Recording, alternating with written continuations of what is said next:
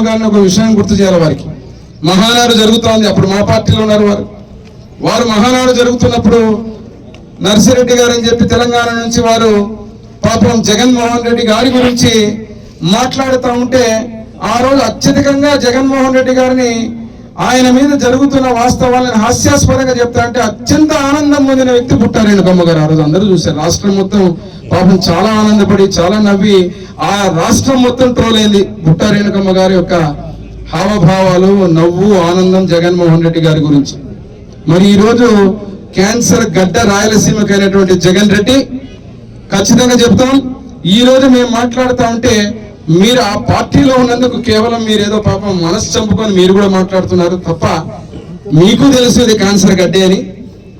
జగన్మోహన్ రెడ్డి ఒక క్యాన్సర్ గడ్డ రాయలసీమకి అనేది మీకు తెలుసు. ఆ రోజు పాపం చాలా ఆనందంగా నవ్విన మీరు ఈ రోజు పార్టీ మారి అక్కడ ఉన్నందుకు మాత్రం ఈ రోజు పేరుకు మాత్రం గౌరవించాలా? మాకు అర్హత లేదంటారు. అర్హత నాకు లేదా? రాష్ట్ర ప్రజలు ఈ రోజు ఉన్నటువంటి 2 సార్లు శాసనసభ్యుడిగా నాకు ఇక్కడ గౌరవించారు ఎమ్మెల్యేలు ప్రజలు. ఎవరు తప్పు చేస్తారో ఎండగట్టాల్సిన బాధ్యత ఎమ్మెల్యేగా నా బాధ్యత.